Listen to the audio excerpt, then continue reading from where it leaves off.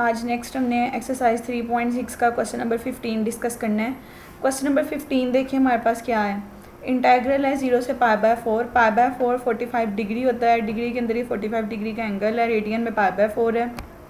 cos theta plus sine theta over 2 cos square theta D theta. अगर इस type का function आ जाए, हमने कोशिश करनी है इसको सेपरेट करके सिंपल फॉर्म में कन्वर्ट कर सकें ताकि हमारे लिए इंटीग्रेशन करनी ज़रा ज़्यादा आसान हो जाए।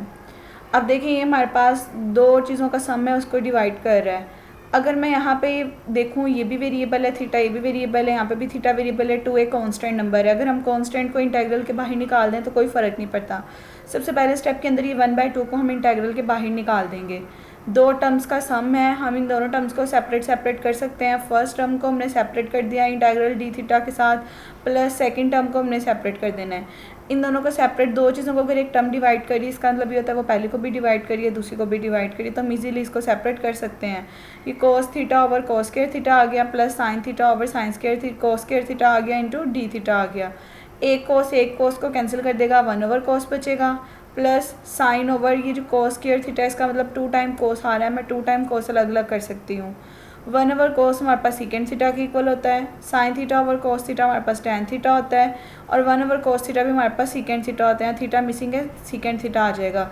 डायरेक्ट इंटीग्रेशन करना पॉसिबल नहीं था, लेकिन जो मैंने आपको स्टार्टिंग में फार्मूलाज बताए हुए हैं उसके अंदर सीकेंड थीटा और सीकेंड इंटू टैन थीटा दोनों की इंटीग्रेशन का मैंने आपके साथ डिस्कस किया हुआ है। इस तरह इंटीग्रेशन करना ज़्यादा आसान हो जाएगा।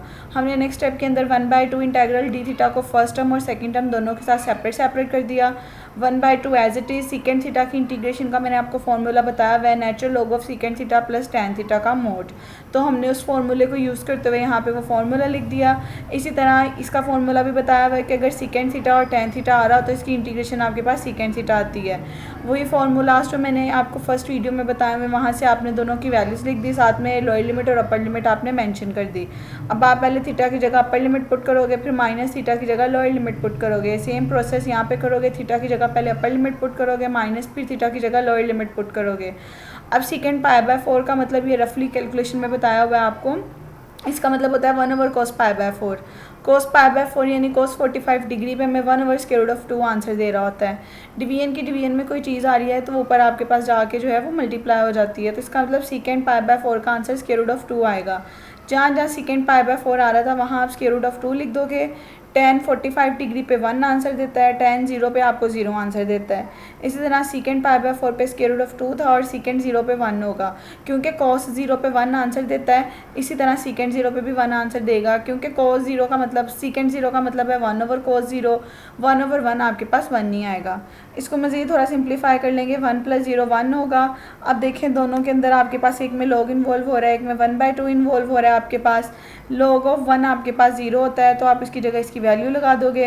1/2 दोनों से कॉमन आ रहा है, कॉमन निकाल दोगे तो ये इजीली आपका आंसर आ जाएगा। तो स्टूडेंट्स आप लोग इस वीडियो को सुने समझिए। अगर आपको किसी भी स्टेप में इस क्वेश्चन के कोई प्रॉब्लम आती है आप कमेंट सेक्शन में पूछ सकते हैं। अगर आप मेरे यूट्यूब चैनल पे नए हैं तो मेरे चैनल को ज़रूर सब्सक्राइब करें, मेरी वीडियो को लाइक करें और कमेंट सेक्शन में बताएं आपको इसकी समझ आई है या नहीं आई।